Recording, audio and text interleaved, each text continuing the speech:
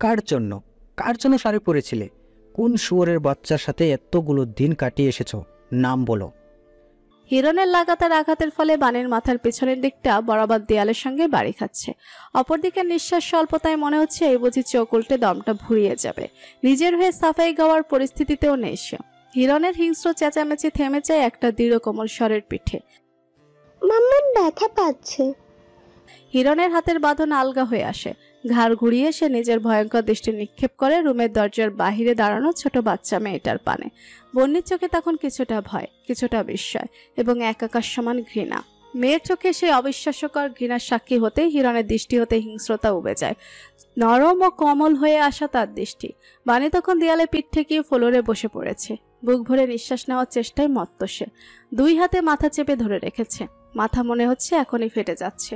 মস্তিষ্ক সম্পূর্ণ দপদপ করছে। মস্তিষ্ক ব্লাঙ্ক এবং চোখের সামনে সবটা ঝাপসা হয়ে আছে তার। হিরণ একপাল বন্যির ঘৃণা ভরা দৃষ্টি দেখে নিয়ে ফের বাণীর দিকে তাকায়। বাণীর অবস্থা দেখে সঙ্গে সঙ্গে তার ব্রেনের বিবেক সিস্টেম টার্ন অন হয়। সে হাঁটু গেড়ে বাণীর সামনে বসে তার গাল ছুঁয়ে প্রশ্ন করে, বাণী, আই এম সরি, আমি তোমাকে হার্ট করতে চাইনি। বাণী তীব্র যন্ত্রণার মধ্যে হিরণের হাত নিজের গাল থেকে সরিয়ে দেয়। হিরণ অসহায় অনুভব করে কাকে আগে সামলাবে, বাণীকে নাকি বন্যিকে। এরই মাঝে সে লক্ষ্য করে বাণীর নাক দিয়ে গলগলিয়ে রক্ত বেরিয়ে আসছে। হিরণ ভীত হয়ে যায়। রক্ত আসছে কেন? মাথায় আঘাত পাওয়ার ফলে? সে দ্রুত নিজের পকেট থেকে একটা রুমাল বের করে বাণীর দিকে এগিয়ে যেতে নিলেই ছোট ছোট দুটো হাতের ধাক্কায় পিছিয়ে যায়। বন্যির কণ্ঠে সবটুকু ঘৃণা ঢেলে দিয়ে বলে, মাম্মামের কাছে আসবে না তুমি। তুমি মাম্মামকে হার্ট করেছো। I hate you. হিরণ হতবুদ্ধির ন্যায় তাকিয়ে রয় মেয়ের পানে। বন্যির চোখে তখন পানি টলমল করছে। সে কিছু বুঝতে পারছে না। নিজের সামনের এই হিংস্র লোকটা তার পাপা, এই সহজ সত্যিটা তার ছোট্ট মস্তিষ্ক মানতে চাইছে না। কিন্তু নিজের মাম্মার অবস্থা দেখে এই সত্যিটা মানতে বাধ্য হয় সে। আরো একবার জোর গলায় উচ্চারণ করে, আই হেট ইউ। তুমি আমার পাপা না। কথাটুকু বলে বন্যি দ্রুত বাণীকে গিয়ে জড়িয়ে ধরে। এতক্ষণ শক্ত থাকলেও রক্ত দেখে সে ঘাবড়ে গিয়েছে বেশ। বাণীকে আঁকড়ে ধরে থরথর করে কাঁদতে থাকে সে। বাণী মেয়ের অবস্থা দেখে সাময়িক সময়ের জন্য নিজের যন্ত্রণাটুকু ভুলে নিজেকে ধাতস্থ করার চেষ্টা করে। এক হাতের পিঠে নাকের রক্তটুকু মুছে মেয়েকে বুকে মিশিয়ে নিয়ে শান্ত করার সুরে বলে, মা ঠিক আছি, ভয় পেও না, কিছু হয়নি মায়ের। বন্যি শান্ত হয় না। বাণী মেয়ের অবস্থা দেখে ঝাপসা চোখ মেলে হিরণের দিকে তাকায় একবার। হিরণ তখন নিশ্চল ভঙ্গিতে তাদের পানেই তাকিয়েছিল। সে বুঝতে পারছে না নিয়তি তাকে কোথায় নিয়ে যাচ্ছে। বাণী ওই অবস্থায় আর কোনো উপায়ন্তর না পেয়ে মেয়েকে তুলে দ্রুত বন্যির রুমের ভেতর গিয়ে দরজা লক করে দেয়। শুধু লক করেই ক্ষান্ত হয় না, বরং ছিটখানিটাও তুলে দেয়। অতঃপর মেয়েকে বুকে মিশিয়ে সে দরজার সঙ্গে পিঠ ঠেকিয়ে ফ্লোরে বসে পড়ে। অবশেষে সেই দিন এসেই পড়ল। বন্যি তার পাপার হিংস্র রূপটা দেখেই ফেলল। বন্যির উপর দিয়ে কি ঝড় বইছে তা আন্দাজ করতে পেরে বাণীর কান্না পায়। সে মেয়ের মাথায় চুমু খেয়ে বলে, চুপ থেকো না মা, কেমন লাগছে মাম্মাকে বলো, চেপে রেখে যন্ত্রণা বাড়িও না। বন্যি অস্ফুট কেবল আওড়ায়, I hate him. I hate হিম। দরজার অপর পাশে পিঠ ঠেকিয়ে বসে থাকা হিরণের কানে পৌঁছায় প্রতিটা শব্দ। শরীর থেকে রুহ বেরিয়ে যাওয়ার কষ্ট কতটা তীব্র হয় সেই সম্পর্কে হিরণের ধারণা নেই। কিন্তু এখন সে যেই ধরনের কষ্ট অনুভব করছে তা কোনোভাবেই রুহ বেরিয়ে যাওয়ার কষ্টের তুলনায় কম নয়। তার নিয়তি এমন কেন? দরজার নিচে সামান্য ফাঁক দিয়ে বাণীর গায়ের ওড়নার কিছুটা অংশ বেরিয়ে আছে। হিরণ অসহায়ের ন্যায় সেই ওড়নার অংশটুকু দু হাতের মুঠোয় পুড়ে নেয়। দুর্বল গলায় বলে, মাফ করে দাও বাণী। ওড়নায় মৃদু টান পড়তে এবং হিরণের কণ্ঠস্বর কানে ভেসে আসতে বাণী তড়িৎ গতিতে বন্যিকে কোল থেকে নামিয়ে দেয়। শরীরের সমস্ত শক্তি দিয়ে একটানে ওড়নার অংশটুকু হিরণের আওতা থেকে ছাড়িয়ে নেয়। এতক্ষণে দমিয়ে রাখা কান্নাটা এবার চোখ ছাপিয়ে জল হয়ে বেরিয়ে আসে। আচমকা ফের তার মাথায় কিছুক্ষণ আগের আঘাতের ফলে তীক্ষ্ণ ব্যথাটুকু জাগ্রত হয়। বাণী দুহাতে মাথার চুল টেনে ধরে আর্তনাদ করে ওঠে। তার আর্তনাদ দেখে বন্যি ভীত হয়ে পড়ে। সে বিছানার সঙ্গে গুটিসুটি মেরে সাক্ষী হতে থাকে নিজের মাম্মার এই করুণ অবস্থার। দরজার অপর পাশে বসে থাকা হিরণের কানেও পৌঁছায় বাণীর আর্তনাদ। বাণীর সে আর্তনাদ তার অন্তরের সত্তা কাঁপিয়ে তোলে। দিকদিশা শূন্যের ন্যায় সে হাঁসফাঁস করতে থাকে। এলোমেলো হাতে শার্টের গলার কাছে দুটো বোতাম খুলে ফেলে সে। হুট করে নিজের প্রতি তীব্র ঘৃণা থেকে সে নিজের মৃত্যু কামনা করে বসে। রুমের ভিতরে উপস্থিত এই দুজন মানুষের কষ্টের কারণ হওয়ার থেকে মৃত্যুই শ্রেয়। সরু গলিপথ ধরে হেঁটে চলেছে দুজন ব্যক্তি। এই ভিন দেশের মাটিতেও নিজের পুরুষালী কর্তব্যটুকু পালন করতে হৃদন জারিয়াকে তার ঠিকানা পর্যন্ত এগিয়ে দিতে এসেছে। প্রত্যয় ও রাফি ইতিমধ্যে নিজেদের ক্যাম্পিং এরিয়ায় ফিরে গিয়েছে। আজকে কেবল আড়াল হতে তারা ওই বাড়ি থেকে বেরিয়ে আসা লোক দুটোর গতিবিধি মেপে চলে এসেছে। হৃদয়নদের অনুমান মতে ওই জায়গায় আরও লোক আছে, আর লোকগুলো খুব একটা সাধারণ নয়। সিভিল ড্রেসের আড়ালে এবং কাপড় দিয়ে ঢাকা মুখের আড়ালে লুকিয়ে রেখেছে নিজেদের আসল কোনো পরিচয়। ভাবনা চিরে নীরবতার ইতি ঘটিয়ে হৃদয়নই প্রথম বলে, তোমার পরিবারে শুধু তোমার বোন আছে? জারিয়া এক পল হৃদয়নের দিকে তাকিয়ে দৃষ্টি নত করে ফেলে। হাঁটার গতি স্থিতিশীল রেখেই সে বলে ওঠে, মা বাবাও ছিল, অন্য শহরে থাকতাম আমরা। আমার বোন জুবেদা একদিন পাড়ার বাচ্চাদের সাথে খেলতে বেরিয়েছিল। বিকেল পেরিয়ে সন্ধ্যা নেমে আসায় আমি ওকে আনতে যাই। খেলার মাঠ থেকে ওকে নিয়ে ফেরার পথে আচমকা মনে হলো পায়ের তলের মাটিটা সম্পূর্ণ কেঁপে উঠল। কানের কাছে এক বিধ্বংসী ধসে পড়ার শব্দ হয়। আমি আর আমার বোন দৌড়ে বাসার কাছাকাছি যেতেই দেখি আমার বাসা সহ আশেপাশের আরো কিছু বাসা সম্পূর্ণ ধ্বংস হয়ে গিয়েছে। বুঝতে পারি এই ধ্বংসযজ্ঞ কারা চালিয়েছে। সঙ্গে এও বুঝতে পারি এই বর্বররা শুধু আমার মাথার উপরের ছাদ নয়, বরং বাবা মার ছায়াও কেড়ে নিয়েছে। এতিম হয়ে গিয়েছি। এতদূর শুনতেই হৃদয়ন অস্থির অনুভব করে, প্রশ্ন করে, তারপর কি করলো? এই শহরে তখন একের পর এক হামলা চলছিল। জীবনের নিশ্চয়তা ছিল না। বাঁচার তাগিদে বোনকে নিয়ে ওই শহর ছেড়ে যত সম্ভব দূরে চলে আসি। এখানেও যে খুব জীবনের নিশ্চয়তা আছে তা নয়, কিন্তু এখানে হামলার পরিমাণ এখনো কম। বেশ সরল ভঙ্গিতে কথাগুলো বলে জারিয়া। হৃদয়ন বলে, এখানে তোমার পরিচিত কেউ আছে? ওহো। তাহলে কার ভরসায় আছো এখানে? জীবিকা কিভাবে চলছে? জারিয়া মৃদু হেসে বলে, আল্লাহর ভরসা। উনি রিজিক রেখেছেন বলেই জীবিকা চলছে। রিজিক ফুরিয়ে গেলেই দমটাও ফুরিয়ে যাবে। হৃদয়নের পা আচানক থেমে গেল। সে অবাক হয়ে তাকিয়ে থাকে সরল মুখশ্রীর মেয়েটার দিকে। অতঃপর বলে ওঠে, তুমি বেশ সাহসী জারিয়া। জারিয়া হেসে প্রশ্ন করে, একজন সৈন্যের মতো? যুদ্ধ যেহেতু লড়ছো, সে তো সৈন্যের মতোই। রাস্তার পাশে একটা ছোট একরুমের ধ্বংসস্তূপের সামনে এসেই জারিয়ার পা থেমে যায়। সে সৌজন্যমূলক হাসি দিয়ে বলে, ধন্যবাদ, সাবধানে যাবেন। হৃদয়ন শীতল চোখ মেলে দেখে জারিয়ার ছোট্ট বাসা নামক ধ্বংসস্তূপটাকে। বাড়ির একপাশের দেওয়ালের অর্ধেকটাই বলতে গেলে নেই, সেইটুকু একটা বড় চাদর দিয়ে কোনো মতে ঢাকা। হৃদয়ন কিছু একটা ভেবে আচমকা নিজের গায়ের উষ্ণ জ্যাকেটটা খুলে জারিয়ার হাতে ধরিয়ে দিয়ে বলে, তুমিও সাবধানে থেকো, আসি। জারিয়া অবাক হয়ে কিছুক্ষণ নিজের হাতের জ্যাকেটের দিকে তাকিয়ে রয়। হৃদয়ন ততক্ষণে বেশ খানিকটা দূরে চলে গিয়েছে। জারিয়া হঠাৎ পিছু ডাকতে সে ফিরে তাকায়। জারিয়া সরল গলায় বলে ওঠে, আমার অপেক্ষা করবেন। আমাকে ছাড়া কাল রাতে ওই দিকটায় যাবেন না দয়া করে। বাণী তখন তীব্র মাথার যন্ত্রণায় ছটফট করছে। ব্যথায় থেকে থেকে মৃদু গোঙাচ্ছে সে। বন্যি এতক্ষণ ভীত হয়ে দূর হতে মাম্মার ওই তরপানো দেখলো। এবার সে সাহস করে উঠে দাঁড়ায়। সবার আগে দৌড়ে গিয়ে সে টিস্যু বক্স হতে 2-3টে টিস্যু হাতে নিয়ে বাণীর কাছে এগিয়ে যায়। অতঃপর বাণীর সামনে বসে নিজের ছোট ছোট হাত দ্বারা অতি সাহসের সঙ্গে তার নাক হতে বের হওয়া রক্তটুকু মুছে দেয়। বাণী ঝাপসা চোখ মেলে তা দেখে, ফের চোখ বন্ধ করে মেয়ের এই যত্নটুকু অনুভব করে। বন্যি সন্তর্পণে কাজটুকু সেরে মাম্মার হাত আলতো টেনে ধরে বলে, আমার কোলে শুয়ে পড়ো মাম্মা, আমি মাথায় হাত বুলিয়ে দিই, ব্যথা চলে যাবে। বাণী মেয়ের কথা শুনে ফের চোখ মেলে তাকায়। তীব্র যন্ত্রণার মধ্যেও সামান্য স্বস্তি খুঁজে পায়। উপরওয়ালা তার এইটুকু মেয়েকে এত বুঝ কেন দিয়েছে, যাতে মায়ের কষ্টটুকু বুঝতে পারে। বাণী আর কোনো টুশব্দ না করে নীরবে মেয়ের কোলে মাথা রেখে ফ্লোরে শুয়ে পড়ে। বন্যি ভদ্র বাচ্চা, একটুও জ্বালাতন করে না মাকে, বরং নিজের ছোট হাত জোড়া দ্বারা বাণীর চুলের মাঝে বিলি কাটতে থাকে। এই কাজটা সে তার মাম্মার কাছ থেকেই শিখেছে। বন্যি যখন অসুস্থ হয় তখন তার মাম্মা এভাবেই তার মাথায় হাত বুলিয়ে দেয়, সঙ্গে অবশ্য ওষুধও দেয়। কিন্তু বন্যি তার ওষুধ চিনে না, সে কিভাবে মাম্মাকে ওষুধ দিবে? বড় হয়ে ডাক্তার হলে কেমন হয়, তখন সে ঠিকই ওষুধ চিনবে। মাম্মার ব্যথা কমানোর জন্য সে ওষুধ খুঁজে এনে দিতে পারবে। বন্যির ছোট্ট মস্তিষ্কের হাবিজাবি ভাবনার মাঝে বাণী ধীরে ধীরে ঘুমে তলিয়ে যায়। বন্যি তবুও নড়ে না, একইভাবে বসে রয়। নড়লে যদি মাম্মা উঠে যায়। হৃদয়ন সবেমাত্র ক্যাম্পিং এরিয়ায় ফিরে এসেছে। নিজের তাঁবুতে প্রবেশের পূর্বে রাফি তাকে টেনে নিজের তাঁবুতে নিয়ে যায়। প্রত্যয় সেখানে আগে থেকে উপস্থিত ছিল। হৃদয়ান অবাক সুরে প্রশ্ন করে, তোরা এখনো ঘুমাসনি? রাফি ভুরুদয়ের মাঝে ভাঁজ তুলে প্রশ্ন করে, আগে বল তোর চক্কর কি? হৃদয়ান অবাক হয়। আমার আবার কিসের চক্কর? প্রত্যয় জানতে চায়। কি নিয়ে জিজ্ঞাসা করা হচ্ছে বুঝতে পারছি না। না। রাফি হৃদয়ানের পিঠে চাপড় মেরে বলে, শালা, সারা রাস্তায় আমরা নোটিস করেছি তোর চোখ সরছিল না জারিয়ার থেকে। কেস কি এখন সেটা বল। হৃদয় গঠিত ব্যাপার।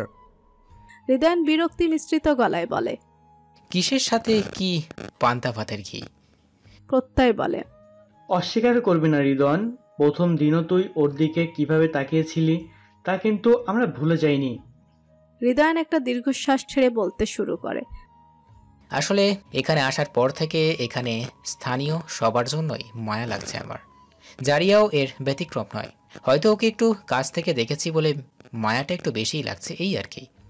রাফি জানতে চায়, তাহলে ভেবলার মতো ওর দিকে তাকিয়েছিলি কেন? আরে ভাই, ওর চোখের রং একটু ব্যতিক্রমী। নিজে স্বচক্ষে কখনো নীল চোখের মানুষ দেখিনি, তাই আগ্রহবশত একটু দেখেছিলাম। সেই সামান্য ব্যাপারটা টেনে তোরা কোথায় নিয়ে যাচ্ছিস? হৃদয়ানের কিছুটা বিরক্তি নিয়ে বলা কথাটুকু শুনে রাফি প্রসঙ্গ বদলে বলে, আচ্ছা যা, বাদ দে। কিন্তু দোস্ত, তোর জ্যাকেট কোথায়? হৃদয়ান অকপটে বলে ফেলে, জারিয়াকে দিয়ে এসেছি। কথাটা বলেই সে জিভ কাটে। অতঃপর বন্ধুদের দিকে তাকাতেই দেখে তারা কেমন সন্দেহের দৃষ্টিতে তাকিয়ে আছে। প্রত্যয় খানিকটা মস্করা করে বলে, মন দিসনি কিন্তু জ্যাকেট দিয়ে চলে এলি। রাফি এবার ঠোঁট টিপে হাসতে শুরু করে। প্রত্যয়ও সামান্য হাসছে। হৃদয়ান বিরক্ত হয়ে বলে, দ্যাট। বিশাল আলিশান বাড়ির বাহিরে কঠোর নিরাপত্তার বেড়াজাল। একদল লোক বর্ডার পাহারা দেওয়ার মতো করেই টহল দিয়ে বেড়াচ্ছে বাড়ির চারিদিকে। বাড়ির সামনে পাকা রাস্তার অপর পাশটা কেমন গভীর জঙ্গলে। সেই জঙ্গলের ভেতর হতে আপন আপন স্থান হতে সেই টহলকারীদের উপর নজর রাখছে চারজোড়া চোখ। টহলকারীদের প্রতিটি গতিবিধি পর্যবেক্ষণ করতে ব্যস্ত তারা। আচমকা সাহেব ফিসফিসিয়ে বলে ওঠে, বাল আমার, মশা কামড়ায় মাইরা ফেলতেছে। সাদাত সাইফের দিকে সামান্য চোখ রাঙিয়ে তাকিয়ে চুপ থাকার ইশারা করে। সাইফ চুপ হয়ে গেলেও তার মুখ থেকে বিরক্তি ভাবটা সম্পূর্ণ কাটে না। কিছুক্ষণের মধ্যেই জোনায়েত ও ফারদিন চাপা স্বরে ফিসফিসিয়ে ওঠে, কেউ বের হচ্ছে সম্ভবত। সাদাত এবং সাইফ সঙ্গে সঙ্গে প্রধান ফটকের দিকে দৃষ্টি স্থির করে। বিশাল ফটকটা ধীরে ধীরে দুদিকে খুলে যায়। একটা কালো রঙা গাড়ি বাড়ির ফ্রন্ট ইয়ার্ড হতে বেরিয়ে আসে। সাইফ দ্রুত নিজের হাতের ক্যামেরায় তা দৃশ্যবন্দী করে। জুম করেও বেশ কিছু ছবি তোলে। সম্পূর্ণ কাজটা সে করে অতি নীরবে। সাদাত তীক্ষ্ণ দৃষ্টি মেলে গাড়ির ভেতরে বসা মানুষটাকে দেখার চেষ্টা করে, কিন্তু গাড়ির জানালার কাঁচ ভেদ করে ভেতরে অন্ধকারে লুকিয়ে থাকা মানুষটাকে স্পষ্ট দেখা যায় না। সাদাত সেই গাড়িটাকে অনুসরণের উদ্দেশ্যে উঠতে নিলেই আচমকা তার কানে ক্যামেরায় ছবি ধরনের শব্দ ভেসে আসে। সাদাত অবাক সুরে সাইফকে প্রশ্ন করে, সাউন্ডটা কি তোর ক্যামেরা থেকে এসেছে? সাইফ, জোনায়েত এবং ফারদিনের কানেও সে শব্দ ভেসে এসেছিল। সাইফ বিস্ময় নিয়ে বলে, আমার ক্যামেরার সাউন্ড না এটা। সাদাত সহ সকলেই সঙ্গে সঙ্গে চারিদিকে সতর্ক দৃষ্টি মেলে পরখ করতে ব্যস্ত হয়ে পড়ে।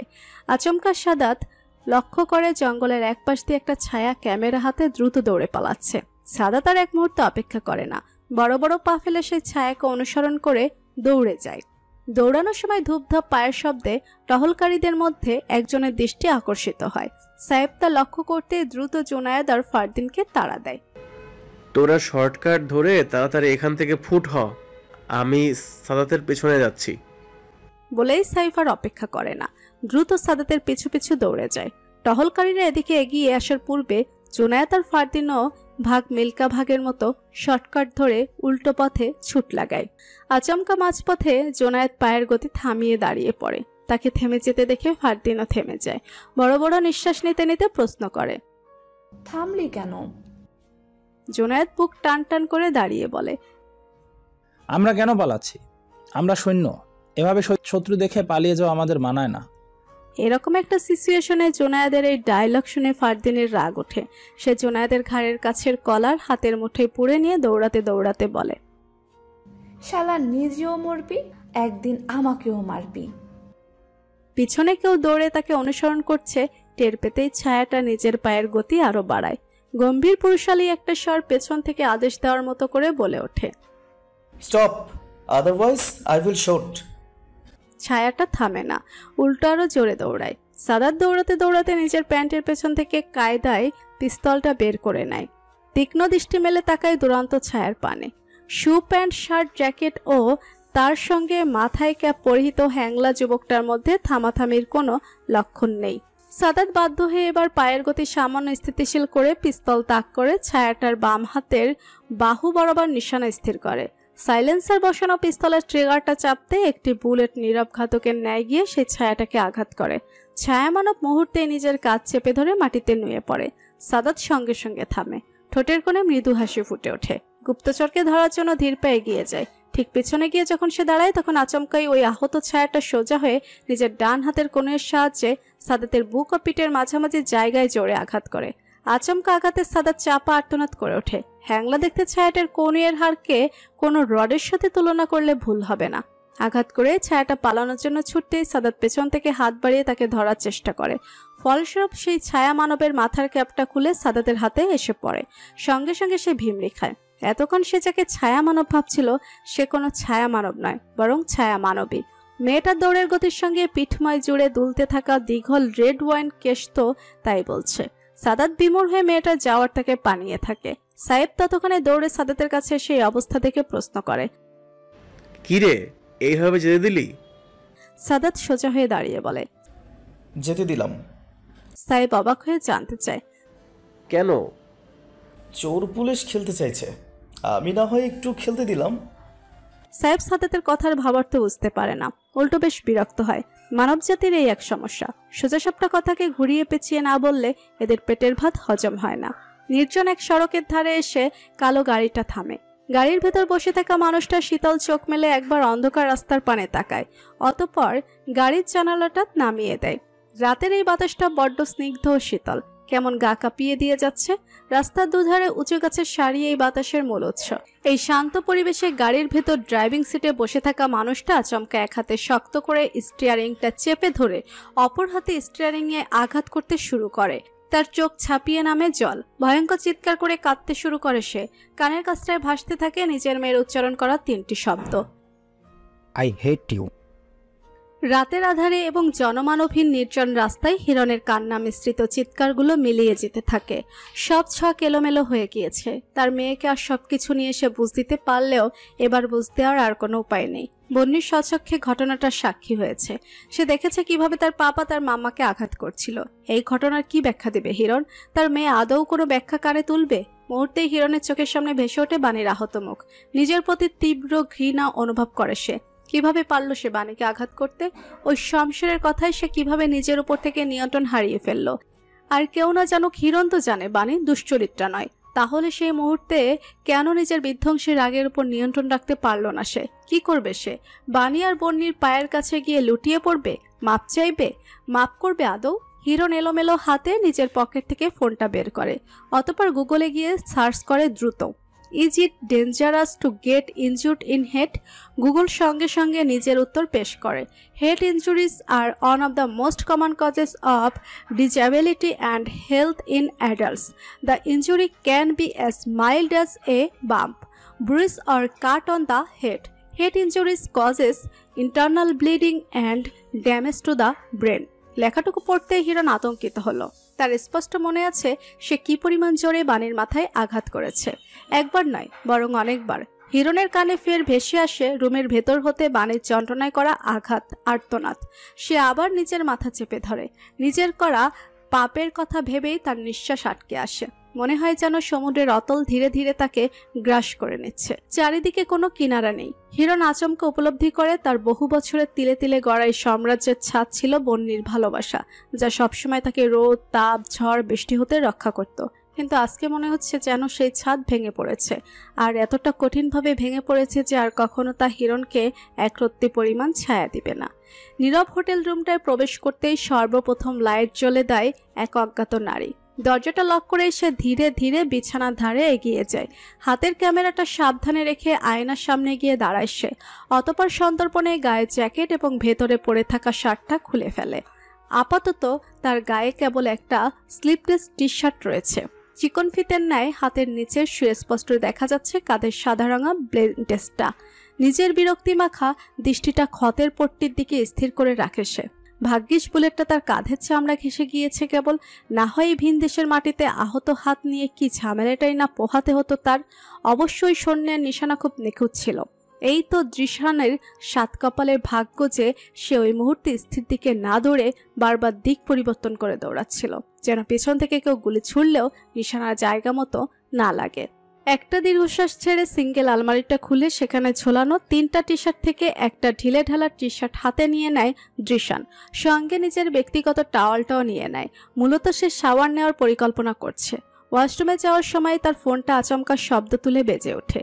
দৃশান দ্রুত কল রিসিভ করে কানে ধরতে অপর পাশ থেকে একজন মধ্যবয়স্ক পুরুষ নিজস্ব মাতৃভাষায় বলে ওঠে, প্লিজ, আমি কোনো ভালো খবর প্রত্যাশা করছি তোমার থেকে মিস নামরা, যে তুমি ওই স্ক্রাউন্ডেলকে খুঁজে পেয়েছো।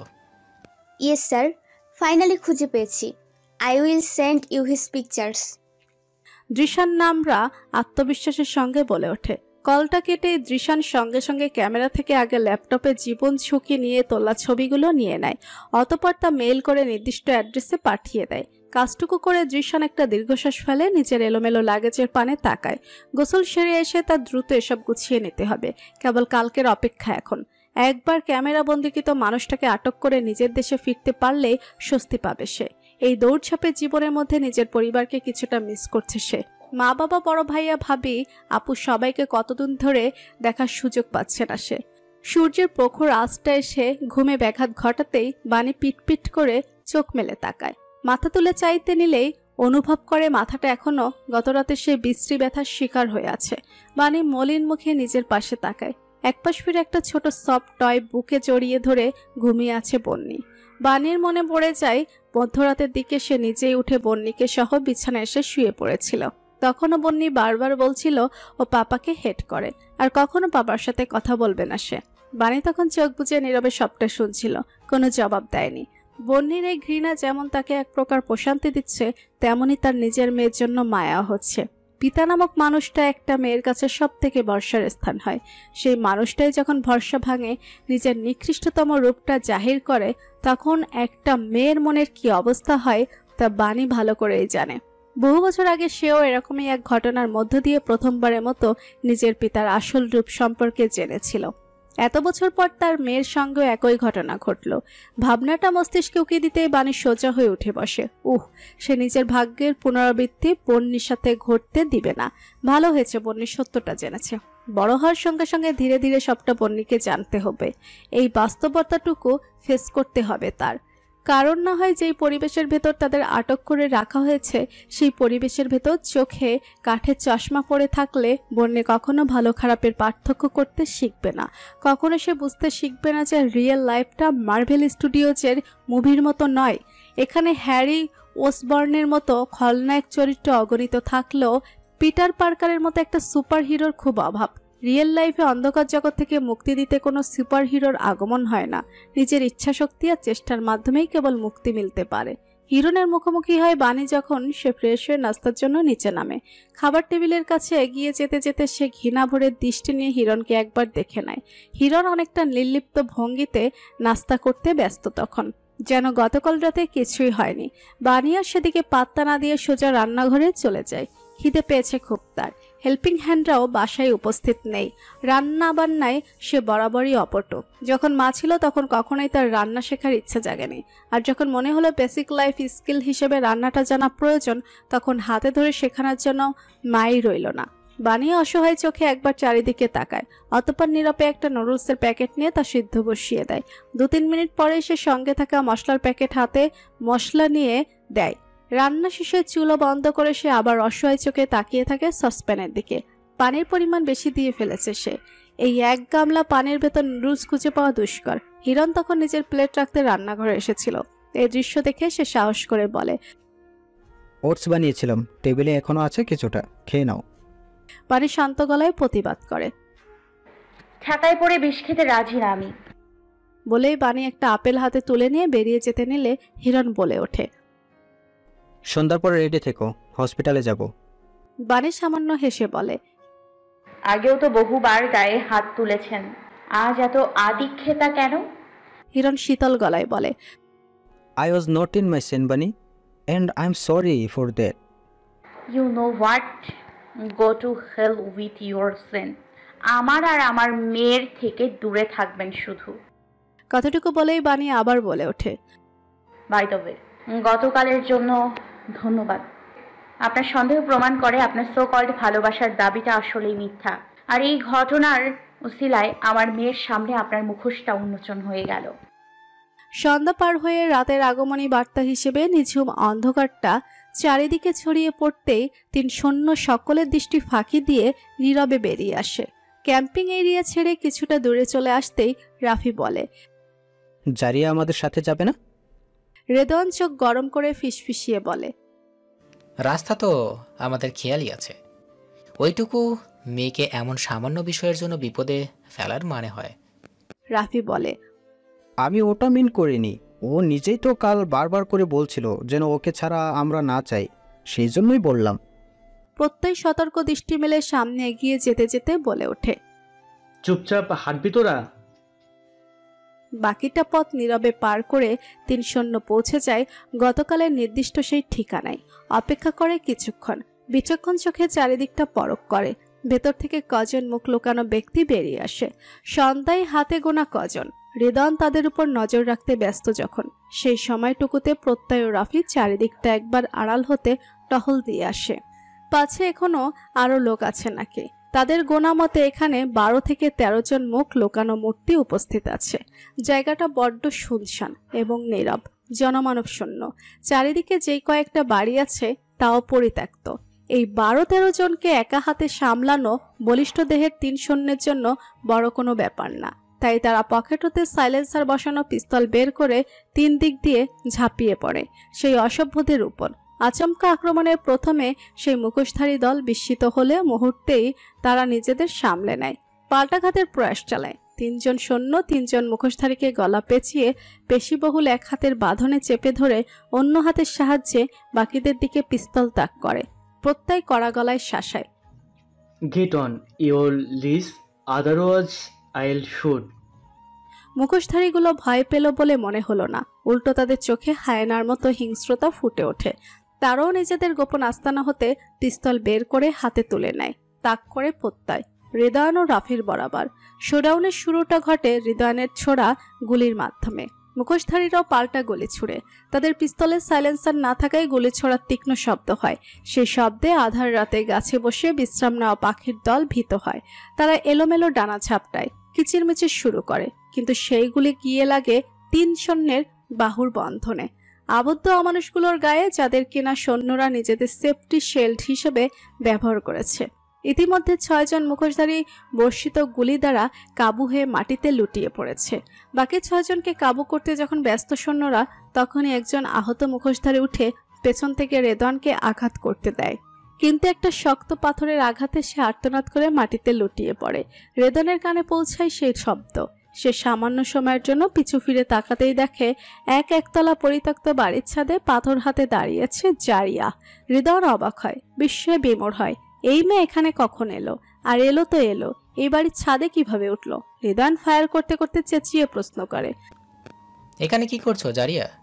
জারিয়া নিজের কাঁধে ঝুলে থাকা কাপড়ের থলে থেকে মাঝারি আকারের পাথর নিয়ে অমানুষগুলোর দিকে ছুঁড়ে মারার মাঝে জবাব দেয়, আমাকে ছাড়া আসতে নিষেধ করেছিলাম আপনাদের, বিপদে পড়লেন তো? প্রত্যয় রাফি রেদওয়ান 3 জনই অবাক হয়, কিন্তু তারা আর প্রশ্ন করার সুযোগ পায় না। দ্রুত নিজেদের মনোযোগ স্থির করে প্রতিপক্ষের পানে একজন মুখোশধারীর সুযোগ বুঝে জারিয়ার দিকে বন্দুক তাক করতে জারিয়া দ্রুত হেড ডাউন করে অন্য পাশে সরে যায়। ঠিক 25 মিনিটের চলমান এই গুলিবর্ষণের রীতি ঘটে সুকায়দায় মুখোশধারীদের দমনের মধ্য দিয়ে। হৃদয়ন দ্রুত পরিত্যক্ত বাড়িটার দিকে এগিয়ে গিয়ে নিচ থেকে জারিয়ার নাম ধরে ডাকতেই জারিয়া মাথা বের করে তাকায়। হৃদয়ন সামান্য ধমকে বলে দ্রুত নিচে নামতে। 7 ফুটের থেকে কিছুটা উঁচু এই একতলা বাসার ছাদে একটা উঁচু ড্রাম এবং জানালার গ্রিলের সাহায্যে উঠেছিল জারিয়া। এখনো একইভাবে নামতে নেয় সে, কিন্তু ড্রামে পা রাখতেই তার লম্বা বোরকার ন্যায় কাপড়টা পায়ে ফেসে সোজা মাটিতে পড়ে সে। হৃদয়ন তখন এক এক করে সকল মুখোশধারীদের নিকট হতে অস্ত্র সরাতে ব্যস্ত ছিল। পিছনে কারো ধপাস করে পড়ে যাওয়ার শব্দ হতে সে ফিরে তাকায়, অতঃপর দ্রুত এগিয়ে গিয়ে বলে, সবার জায়গা বড় স্টেজে নিজে নিজে ডিসিশন নেওয়াটা বাজে অভ্যাস জারিয়া। জারিয়া তখন হাতের ব্যথায় কুকড়েছিল, হয়তো চামড়া সামান্য ছিলে গিয়েছিল। এই চিনচিনে জ্বালাই তো তাই মনে হচ্ছে। হৃদয়ন এবার হাত বাড়িয়ে দিয়ে বলে, উঠে এসো, মোটেও সময় নষ্ট করা যাবে না, কাজ আছে আমাদের। জারিয়া অপেক্ষা না করে উঠে দাঁড়ায়। প্রত্যয় ততক্ষণে সেই লোকেশনের ট্র্যাক করা বাড়ির ভেতর প্রবেশ করেছে। রাফি নিহত মুখোশধারীদের মুখের কাপড় সরাতে ব্যস্ত ছিল। জারিয়া ও হৃদয়ানও তাদের দিকে এগিয়ে যেতেই জারিয়া সেই মুখোশধারীদের মুখ থেকে আটকে ওঠে। সে ভীত স্বরে বলে ওঠে, ইয়া রব। হৃদয়ান ও রাফি তার ভীত মুখশ্রী দেখে। রাফি ছোট ছোট করে প্রশ্ন করে, কি হচ্ছে জারিয়া? জারিয়া কাপা গলায় বলে, এরা আমার দেশের নয়। আমার দেশের নয় কথাটা দ্বারা জারিয়া কি বোঝাতে চেয়েছে বুঝতে পেরে হৃদয়ান এবং রাফিও অবাক হয়। রাফি আরো একবার মুখোশধারীদের বেশভূষা দেখে অবাক গলায় প্রশ্ন করে, তুমি কিভাবে নিশ্চিত জারিয়া? ওদের বেশভূষা দেখছো? গলায় তাবিজও আছে। জারিয়া ফুঁসে ওঠে, তাবিজ আমাদের ধর্মকে রিপ্রেজেন্ট করে না। কথাটুকু বলেই জারিয়া একজন নিহতের পাশে বসে তার ফুল স্লিভলেস টি শার্টের হাতা কিছুটা উপরে তুলে দেখিয়ে বলে, দেখুন প্রমাণ, এটা ওই অমানুষগুলোর চিহ্ন। ওরা বেশভূষা বদলে মুসলিম সেজেছিল। রাফি এবং হৃদয়ান বিচক্ষণে দৃষ্টি মেলে দেখে নিহতের হাতে সেই ট্যাটু জাতীয় জিনিসটা। কালো খোদাই করা ট্যাটু দিয়ে একটা সুনিপুণ নকশা আঁকা হাতের কবজির একটু নিচে। এই নকশাটা হৃদয়াঞ্চনে দ্য স্টার অফ ডেভিডের নকশা, অর্থাৎ ইহুদিদের। জারিয়া ক্ষোভ মিশ্রিত গলায় বলে ওঠে, এরা কখনোই আমাদের দেশের কিংবা আমার ধর্মের মানুষ না। আমরা নিরস্ত্র। আমাদের কাছে অস্ত্র থাকলে এভাবে মরতে হতো না। আমাদের প্রতিরোধ করতাম, প্রতিরক্ষা করতাম। হৃদয়ান কিছু বলার পূর্বেই বাড়ির ভেতর থেকে একটা ল্যাপটপ হাতে প্রত্যয় ত্রস্ত্র পায়ে বেরিয়ে আসে। চাপা স্বরে চিৎকার করে বলে, আই ফাউন্ড দিস। রাফি প্রশ্ন করে, সন্দেহজনক আর কিছু পাসনি? না, কিন্তু এই ল্যাপটপ থেকেই সব পরিচালনা করা হতো। This is a big thing.